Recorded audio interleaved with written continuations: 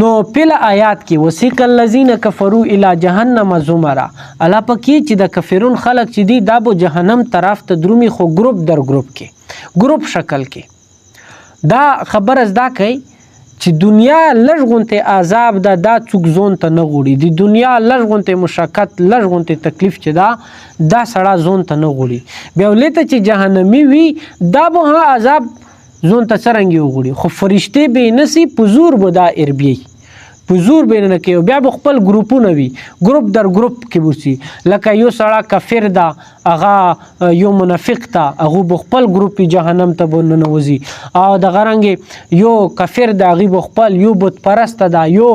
دی ور پرست دا ور عبادت کوي مجوسی دا د غرنګ یو شروبي دا یو زنوی دا د خپل بیل ګروپونه وجود شي بس دا ټول چې دی دا بیا فرشته به پوسیوي او جهنم ته بي د ګروپ شکل وځي حتی اذا جاء فتحت ابوابها چې کله دیر ورسی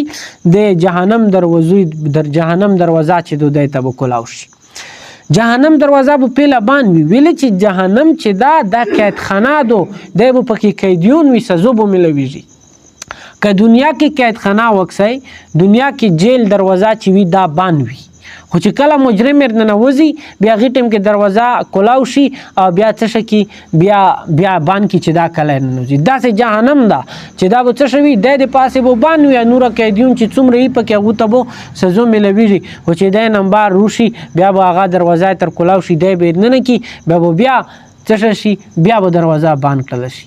د جهنم د دروازې وقال لهم خزنتها الم یاتکم رسل او وبو یو نگران د جهنم چې دروازې چې کوم نگران دا چې تاسو ته رسولون نور غلي سورۃ المدثر کې الله پاک فرمایي چې علیها 19 چې د جهنم چې دروغي دی اغزو کې چې ذمہ داری دی 19 فرشتو ذمہ داری لګیدلې 19 فرشته نگرانی دي هر فیلډ وی کنه او سکول کې مختلف استوزونی پرنسپل خپل چاروي فرماستر خپل چاروي چوکیدور خپل چاروي وایس پرنسپل خپل چاروي دا سه الله پاک د جهنم چې دا اغا کې 19 نگرانون بوي اغا کې چې بیا مشر وی مشر اغه نگران نو ما بوي مالک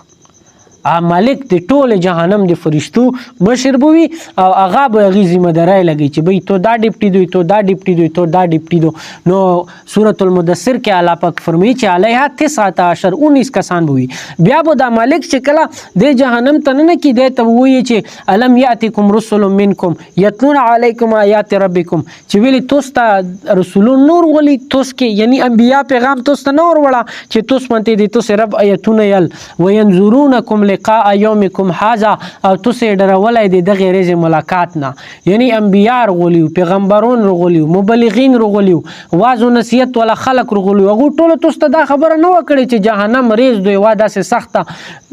ریز په تاسو راونه دوه غي سره به مخ کیږي بیا تاسو ته دا نه ورغولې نو دای به توی چې قالو بلا ویلنا رغلیو مشتخو انبیاء رغلیو مشتخو پیغمبرون رغلیو ولکن حقت کلمت العذاب علی الکافرین خو لیکن چې کوم کافر خلق دي نافرمانه خلق دي او ایمان وروړون کې خلق نه دي هغه منته دي الله پاک دي عذاب ولا فیصله چې دو هغه پیلر غوړې دو لہذا نن دي مش فیصله چې دو هغه د جهنم دا او جهنم ته مش داخلي جو بیا ویل شي کې لدخلوها ابواب جهنم او داخل شینن توسي د جهنم په دروازو کې لکه څنګه چې د جنت خپل دروازې دي داسې د جهنم خپل سټیج دا خپل رتبه دي نو هغه مطابق ابو درومي لکه منافق بری کړي ان المنافقین فی الدرک الاسفل من النار چې د جهنم چې ټولو نون دی غړادو نون دی منافق سړا به هغه کوي نو داسې خپل سټیپونه دي د ته وای چې جهنم کې داخل شه دروازو مته خالدین فیها پدې کې همیشه توسي اوسه به چې جهنم ته سړا لوړل کافر لوړل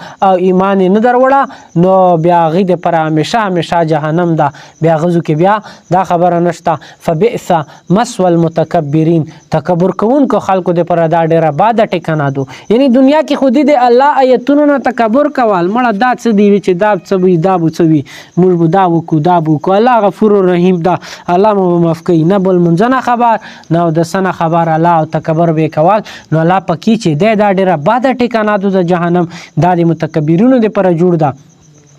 وسیق الذین اتقوا ربهم الی الجنة زمرا، لیکن خو هغه خلق چې کوم خلق تقوادار دي الله پکې چې هغه چې جنت ته داخليږي هغه به ګروپ په شکل کې نه نوځي،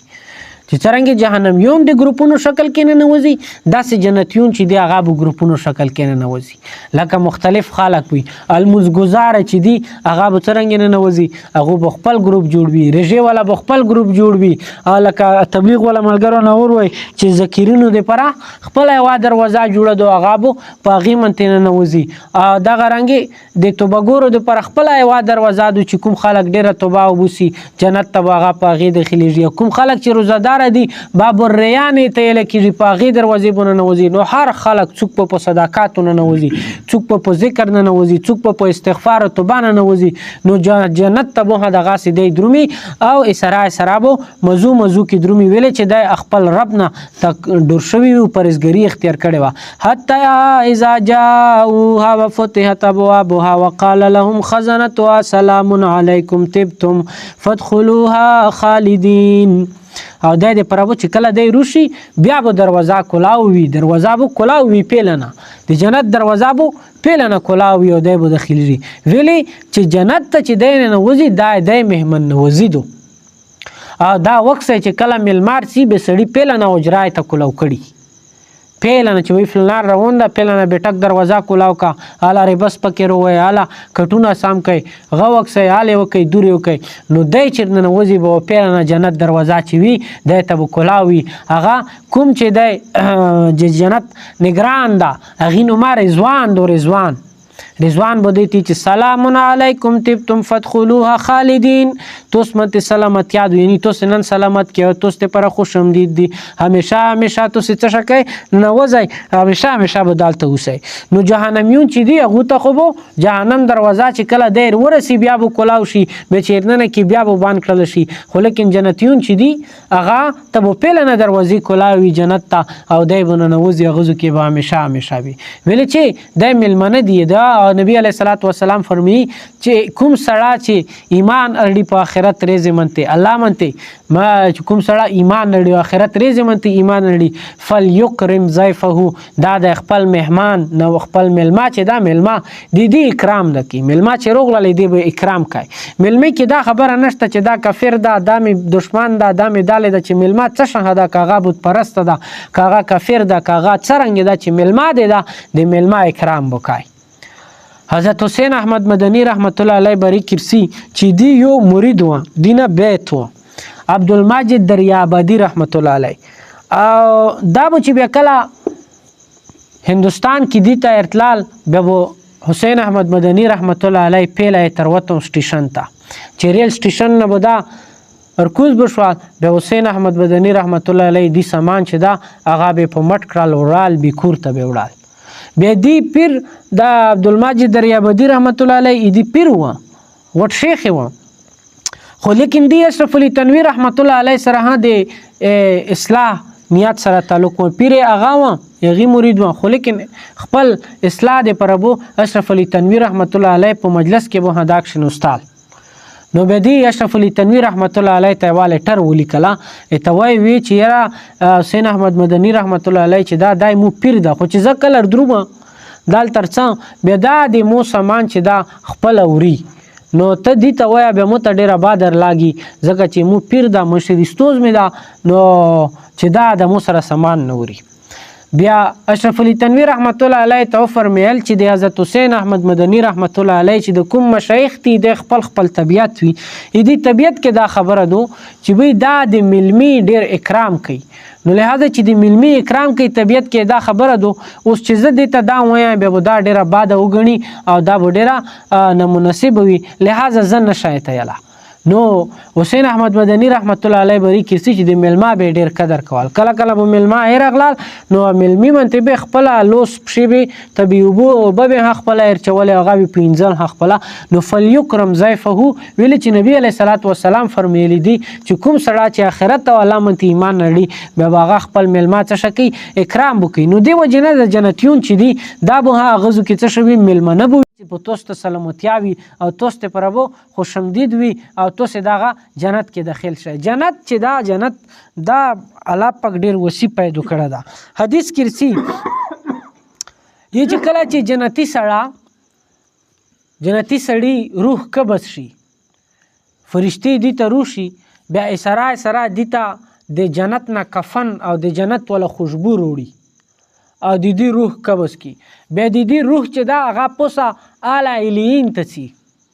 اعلی الیین ته چې کله چې د اسمون کې مختلفې دروازې دي د فرشتو بیا چې کله روح پوسه وری بیا د اسمون ولا چې څومره فرشتي دي په دروازو یې لوړي دي هر یوه فرشته دا خبره کوي چې دا ډېر خوش قسمته وه دا روح چې په دغه دالې منتې ننوځي اعلی الیین ته ورسي نو خپله کې جنګېږي پورې چې اعلی دروشي دالې دروشي. ها خو چې کله یو ګناهګور سړی نافرمانه سړی نه الله پاک د فرشتو ته حکم وکړي روح قبض کړلی شي بیا چې پوسه دا څي روح بیا هغه ته وایي چې دا دلته ویلرلی دا نون دې ودرې دا خو سجین ته وترې نو پوسه نه فرشتې هغه روح هغسې نون دې وتري د جهنم نون دې ګړه سجین چې دو هغو ته یې ورسي. نو دی وجنه چې کوم نیک خلق دي جنت ته چی دایمت و سلامتیا وي بیا جنت داسې معمولی خبره نه دو جنت کې مختلف خبرې دي. یو حدیث کې درومي چې کله چې جنتی وي جنتی ته وسرا ګوړه ایر کړل شي جنت کې او ته وبوي چې بس تا درومه هغه په ګوړې منته هوو کوي چې چېته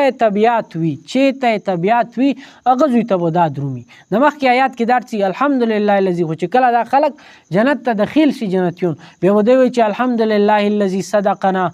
ټول تعریفونه د هغه الله شکر ده چې موږ سره خپله وعده رښتیا کړله و اورثنا الارض نتبوأ من الجنة او موږ ته یې ټیکنار وکړه د دغې مځکې چې هغې کې موږ د جنت مځکې کې موږ خپله ټیکنه جوړه کړه او حیث نشا چې څرنګې موږ غوښتله یعنی جنت ټیکنه به دوی دی ته میلاو شي جنت کې به چې کوم ځای کې دی ګرځي به دسي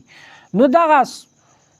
لکه هلته خدا مسله ده چې هلته کې خپل کور ده چې بل چمځکې ته ارسې لنجې دي چې هلې چې دورې کسې مختلفې لنجې دي خو لیکن جنت کې به دا خبره نه وي بس جنتي چې ده چې کوم ځای خواش واله هغه ځای ته به دا چې هغه بېدي کور وي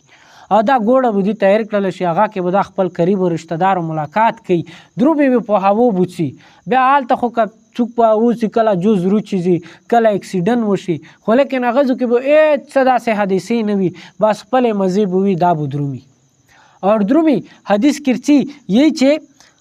بخاري شریف کې روایت ته چې یو جنتي به الله پاک ته دا وایي چې زه خو دا غواړم چې دا فصل وکنه بیج چې دا د مځکې کې شاخ کړم نو الله پاک به ته وایي چې تو ته هر څه میلوېږي ته په فصل څه کوې دا به ته چې نه مو خواهش ته بس بیج به روشي دا به شاخ کې هغه به په 1 منټ کې څه شي کاټ کړل شي هغې به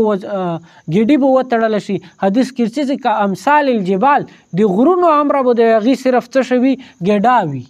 دمره غوټه بیج به فورا کاټ شي او دې خواهش په خپل پوره شي. دغه رنګې حدیث کې رسي چې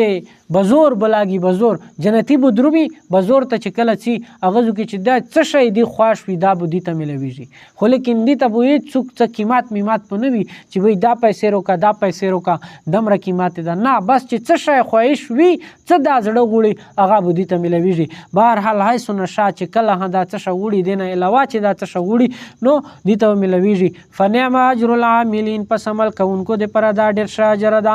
وتر الملائکة حافین من حول العرش او ته به ویني فرشتې چې هغه د عرش په ارد ګرد طوافونه کوي چکرې لګوي فرشتې چې دي د عرش خپلې فرشتې دي هر وخت هغه په عرش رتویږي او د الله حمد بیاني یسبحون بحمد ربهم تسبیح بیانونکي دي هغه د خپل رب حمد سره د الله رب تسبیح بیانې الحمدلله. فرشتو تسبیح څه دو فرشتو تسبیح دا دو سبحان الله وبحمده سبحان الله العظیم سبحان الله وبحمده سبحان الله العظیم. روایت کې رسي چې کوم سړی چې دا کلمه اخلاص سره یي څه سبحان الله وبحمده سبحان الله العظیم د رزق انتظام چې دا الله پاک به خپله کوي چې دا کلمه کوم سړی اخلاص سره یي دا هم بیانې د رزق دروازې چې دی الله پاک به دې ته خپله کولوي. خو موږ ولا خو داسې نه وي موږ خو داسې وایو چې رزق کې 2 ځله 3 ځله وایو به بیا وایو چې بس چې ډایرکټ موږ ته دروازې کولاو شي نه دا به یو معمول جوړه به الله پاک هر څه نظام جوړ کړي. او دا غرانګ ارسي روایتو کې ارسي چې دغه کلمې په برکت سره الله پاک زناورونو ته رزق ورکوي او جنات انسانونو ته رزق ورکوي چې د فرشتې کومه تسبیح بیانوي نو هغه د هر وخت الله پاک تسبیح بیانوي. دې وجې نه دا کلمات پیچار دي منګی هندو هر سړي ته دا مسله دو پاتې کې خلک نو دا تسبیح چې صرف بیانوي هر وخت بیانوي الله پاک بو رزق دروازې په کلاو کې. بیا رزق چې دا رزق کې کثرت نه د پیچار موږ وایي چې الله ډېرې پیسې روکې ډېر مال روکې دې وجې نه هغې کې هغه الله پاک روکې خو بیا خوند نه وي.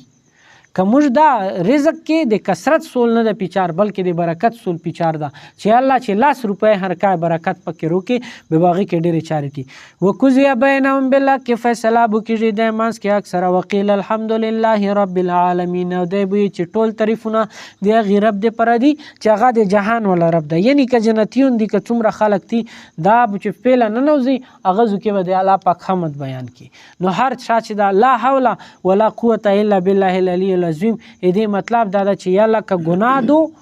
دینه دې بچ کوونی توفیق ترو کې یا لکه نیکی دو دې کوونی توفیق ترو کې انسان ګوشي څه نشي کوله چې الله پاک توفیق نه ویر کړه. ټول تعریفونه الله دې پر دي. سره سوره زمر ختم شو سبونه به ان شاء الله سوره مومن